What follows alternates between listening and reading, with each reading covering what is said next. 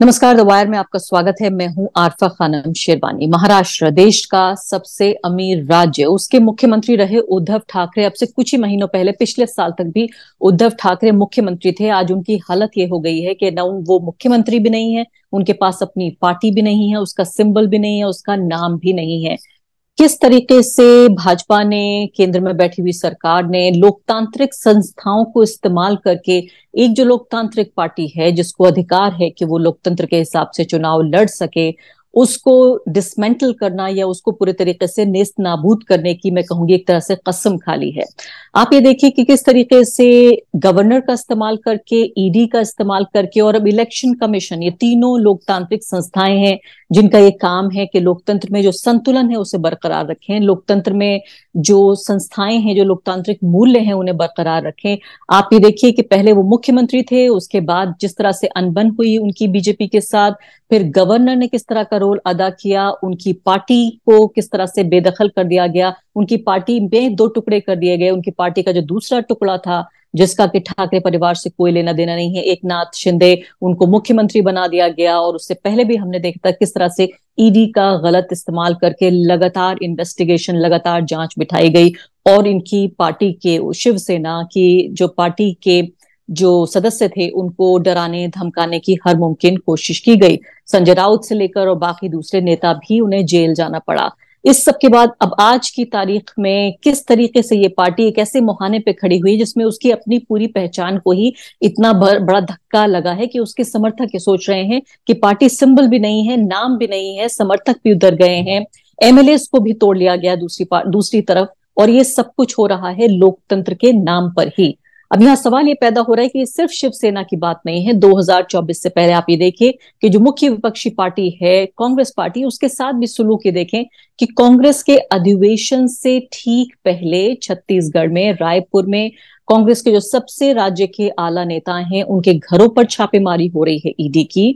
जो कोयला वसूली का कोई मामला है उसको लेकर, जो पहले भी छापेमारी हो चुकी है, लेकिन अभी फिलहाल ये बताया जा रहा है कि उनकी अरेस्ट होने की भी पूरी आशंका जाहिर की जा रही है। और खासकर वो लोग जो कि मुख्यमंत्री भूपेश बघेल के करीबी जान पहचान के लोग हैं, करीबी लोग हैं जो उनके साथ काम करते हैं। और इस अधिवेशन से ठीक पहले ये सब हो रहा है पार्टी, और इसी साल राज्य में चुनाव भी है विधानसभा के। इन तमाम चीजों को मिलाकर देखें तो एक अपने आप में बड़ी भयावह तस्वीर हमारे सामने, एक बड़ी खतरनाक तस्वीर हमारे सामने पेश होती है कि क्या 2024 में कोई ऐसी पार्टी बचेगी जिसकी रीढ़ की हड्डी पूरे तरीके से इंटैक्ट होगी, एक ऐसी पार्टी जिसके पास लोकतांत्रिक तरीके से चुनाव लड़ने का अधिकार होगा, या तमाम तरह की जो लोकतांत्रिक संस्थाएं हैं उनका इस्तेमाल करके लोकतंत्र को ही किस तरह से नेस्त नाबूद करने की कोशिश की जा रही है। तो अब आप ये देखिए कि पूरा जो हमारा राजनीतिक मानचित्र है उसके नक्शे से ही पार्टियों को खत्म करने की कोशिश है। ये सिर्फ शिवसेना की बात नहीं है, ये सिर्फ कांग्रेस पार्टी की बात नहीं है, ये तमाम छोटी बड़ी विपक्षी पार्टियों को सोचना होगा कि आखिर उनका अस्तित्व कैसे बचा रहेगा। और ये भी उन्हें सोचना है इस वक्त कि तमाम जो लोकतांत्रिक संस्थाएं हैं उन सिर्फ ये नहीं है कि बीजेपी से उनका मुकाबला करना है, BJP plus IT plus ED और प्लस तमाम तरह का मीडिया ऑर्गेनाइजेशंस जो हैं वो तमाम तरह का प्रोपेगेंडा कर रहे हैं, इन सबको मिलाकर मुकाबला करना है। ऐसे में कैसे उम्मीद की जाए कि 2024 का चुनाव और उससे पहले भी इस साल भी कम से कम 8-9 चुनाव होने हैं राज्य में। तो इन तमाम चुनाव में किस तरीके से एक फेयर प्ले जिसे कहते हैं, अंग्रेजी में एक लेवल प्लेइंग फील्ड जिसे कहते हैं, वो कैसे मिलेगा। मेरे साथ इस मुद्दे पर बातचीत करने के लिए वरिष्ठ पत्रकार अशोक वानखेड़े मौजूद हैं। उनसे बातचीत करते हैं कि उद्धव ठाकरे अब आगे क्या कहेंगे, क्या करेंगे। उनका ये कहना है कि वो इलेक्शन कमीशन पूरे तरीके से भाजपा के लिए काम कर रहा है, उनकी अकेली जो उम्मीद है वो सिर्फ सुप्रीम कोर्ट है। उनका कहना है कि इलेक्शन कमीशन के जो अधिकारी हैं उन्हें चुनकर आना चाहिए। अशोक वानखेड़े से बात करते हैं। अशोक जी, सबसे पहले तो मैं आपसे यही पूछना चाहती हूँ कि इस पूरे मुद्दे पर अगर देखा जाए तो देखते ही देखते हमारी आंखों के सामने कुछ ही महीनों में एक व्यक्ति जो मुख्यमंत्री हुआ करता था, अब उसके पास न मुख्यमंत्री का पद है, न कोई और उसके पास पद है, उसके पास पार्टी भी नहीं रही, अपना सिंबल भी पार्टी का चला गया, पार्टी का नाम भी चला गया। मुझे लगता है हमें इसको अलग परसेप्शन से देखना चाहिए। ऐसा ही जगन रेड्डी के साथ भी हुआ था। सब कुछ चला जाने के बाद जगन रेड्डी ने एक नई इमारत लिखी और आज वो मुख्यमंत्री है, उन्होंने अपनी पार्टी बनाई। शिवसेना ये ठाकरे परिवार से जुड़ी हुई है, ठाकरे ब्रांड नेम शिवसेना के साथ जाता है। इसके पहले भी शिवसेना में कई लोग चले गए, छगन भुजबल चले गए, उसके बाद नारायण राणे चले गए, राज ठाकरे चले गए, लेकिन फिर भी ठाकरे नाम जिसके साथ है उसके साथ शिवसेना जाती है। वर्तमान में ये मामला टेक्निकल है। टेक्निकल मतलब जो चुनाव आयोग है, चुनाव आयोग ने सिर्फ एमएलए और एमपी को ध्यान में रखते हुए और उनको मिला मत प्रतिशत ध्यान में रखते हुए अपना निर्णय लिया। जबकि देखने के लिए तो संगठन आज भी उद्धव ठाकरे के पास है, ब्रांच जितने भी जिला अध्यक्ष है वो उनके साथ है, कार्यकारिणी उनके साथ है, और सबसे ज्यादा मतदाता और हार्डकोर शिवसैनिक जो है उनके साथ है। उसका यदि कारण देखा जाए, यदि हम थोड़ा टेस्ट करें, तो जब अंधेरी ईस्ट की बाई इलेक्शन हुआ था, वो शिवसेना के एक मेंबर ऑफ असेंबली के मतलब एमएलए के मौत की वजह से हुआ था। ऐसे में तो ओरिजिनल शिवसेना यदि शिंदे की है तो शिंदे ने अपना उम्मीदवार उतार देना चाहिए था, लेकिन शिंदे के पास ना संगठन था ना उम्मीदवार था। तो ऐसे में उन्होंने वो सीट बीजेपी को हैंड ओवर कर दी। बीजेपी ने अपना उम्मीदवार उतारा और बाद में बीजेपी को रियलाइज हो गया कि यहाँ डिपॉजिट भी बचाना मुश्किल होगा, तो उन्होंने फिर विड्रॉ करते हुए ये कहा कि जो दिवंगत विधायक थे उनके प्रति बड़ा हमारा सम्मान था। यदि आपका सम्मान था तो फिर आपने आदमी क्यों उतारा? सम्मान था तो फिर उनके पत्नी को आखिरी आखिरी हाईकोर्ट जाके फॉर्म भरने की इजाजत लेनी पड़ी। इतना अड़ंगा सरकार ने क्यों लगाया?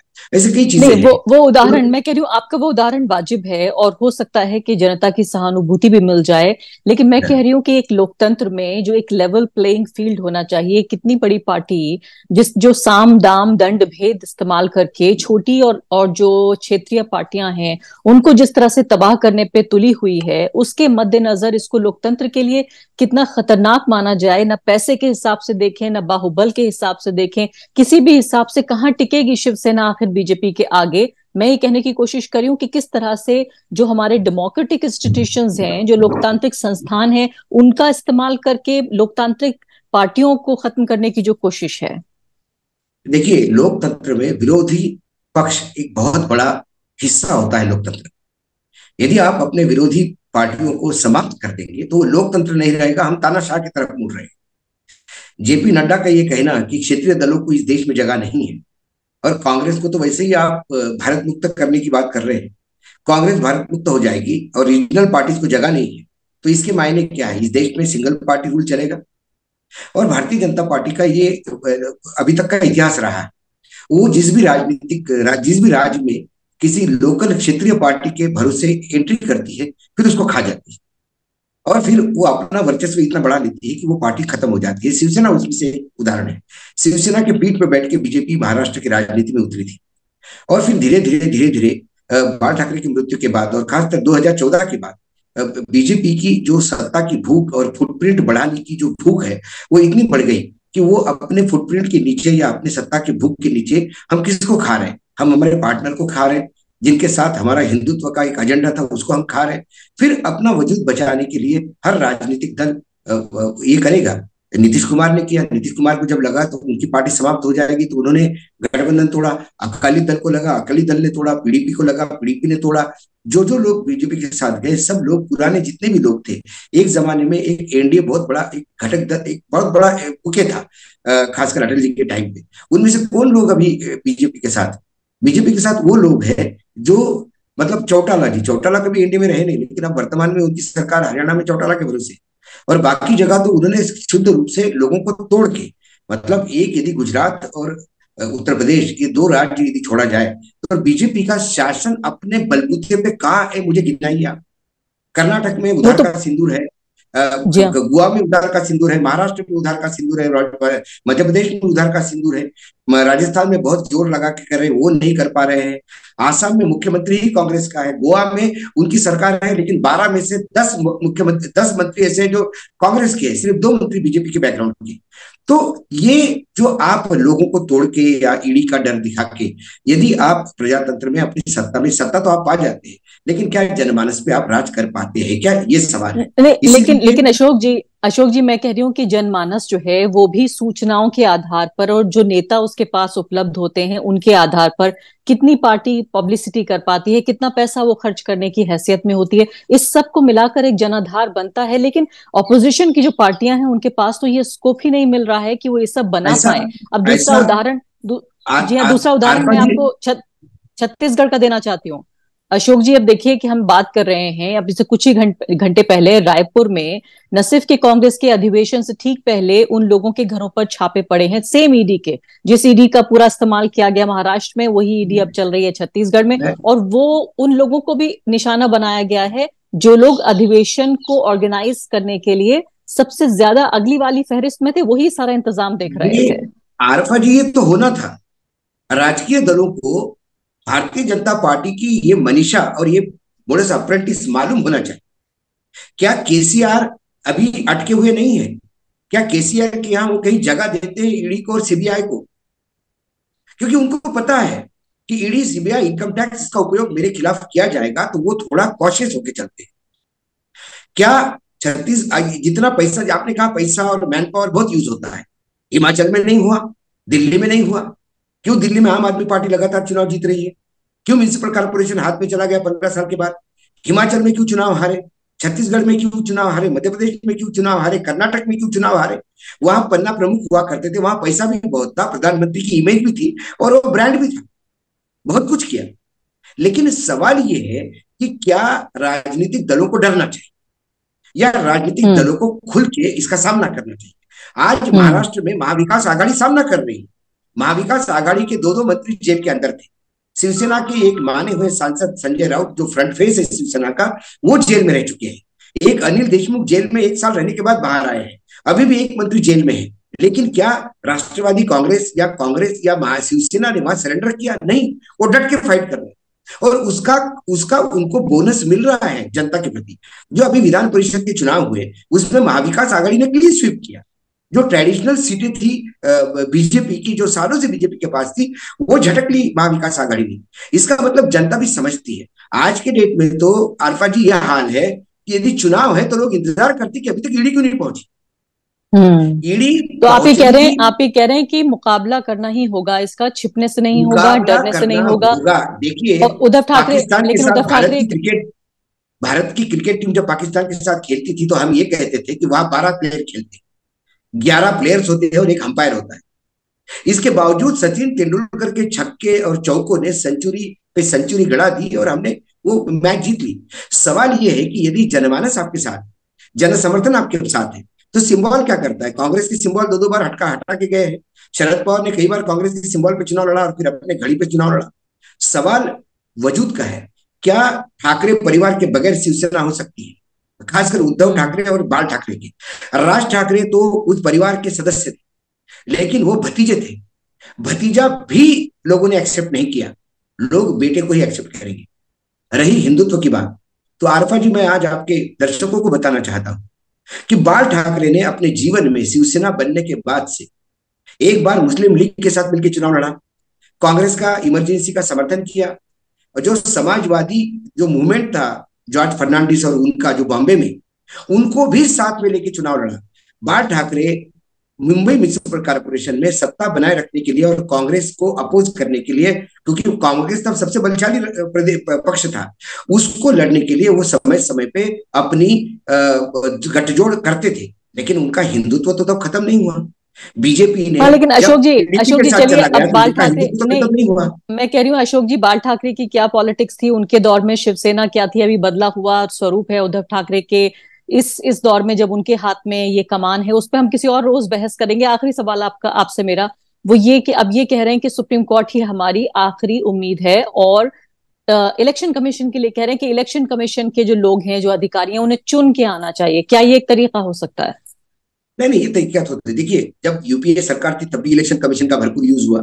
जो भी लोग केंद्र में सत्ता में होते हैं वो एजेंसीज का उपयोग करते हैं, कोई बड़ी बात नहीं। एक शेषन साहब जो आए थे, और शेषन साहब का एक टेन्योर रहा इलेक्शन कमीशन में, जो एक स्वर्ण अक्षरों से लिखा जाता है कि ये एक टेन्योर ऐसा रहा जहां वाकई चुनाव आयोग ने चुनाव आयोग का काम किया। बाकी जगह तो चुनाव आयोग सरकारी पक्ष का ही काम करते हैं। चुनाव आयोग ये फैसला देंगे, ये उद्धव ठाकरे को पता था। उद्धव ठाकरे ने चुनाव आयोग में जैसे ही केस गया, तुरंत अपने यहाँ ऑफिस बेरर्स की मीटिंग लेके एक नए सिंबल के साथ चुनाव लड़ने की तैयारी रखो, ये अपने कार्यकर्ताओं और ऑफिस बेरर को उन्होंने आगाह किया था। अब सवाल है कि क्या एकनाथ शिंदे सेना भवन पे कब्जा करेंगे? क्योंकि आपको सिर्फ कानून का साथ नहीं चाहिए। यदि कल लाखों की तादाद में लोग आड़े आ गए शिव सैनिक, क्या वहां रक्तपात होगा? क्या वो उतने लोगों को जान से मार के सेना भवन पे कब्जा करेंगे? क्योंकि एकनाथ शिंदे की तरफ से अभी स्टेटमेंट आया है कि वो सेना भवन या किसी कार्यालय पे शिवसेना के कब्जा नहीं करना चाहते, क्योंकि उनको भी पता है कि ये रफ्तार, क्योंकि उनको मालूम है विधायक उनके पास है, जनमानस उनके पास नहीं। कल रास्ते पे उतर आए तो कल ठाणे का शिवसेना का ऑफिस भी वो टेक ओवर नहीं कर पाते। ये स्थिति है उनकी, ये ग्राउंड रियलिटी है आवर जी। तो उस ग्राउंड रियलिटी के सामने वो सत्ता में यदि महाविकास आघाड़ी चुनाव लड़ती है तो वो नए सिंबल के साथ आएंगे। शिवसेना चलिए वो तो देखेंगे, जमीन पे देखते हैं कैसे ये पूरी चीज अनफोल्ड होती है। हालांकि देखिए, इलेक्शन कमीशन का गलत इस्तेमाल या ईडी का गलत इस्तेमाल, जो भी पार्टी हो उसकी आलोचना और निंदा की जानी चाहिए, क्योंकि हर पार्टी को मौका बराबर का मिलना चाहिए कि वो बराबर से लेवल प्लेइंग फील्ड से चुनाव लड़ सके। बहुत बहुत शुक्रिया अशोक जी हमसे बातचीत करने के लिए। द वायर के और वीडियोस देखने के लिए सब्सक्राइब करें और बेल आइकन पर क्लिक करें। स्वतंत्र पत्रकारिता की आर्थिक मदद करने के लिए डिस्क्रिप्शन में दिए गए लिंक पर जाएं और अपनी राशि चुनें।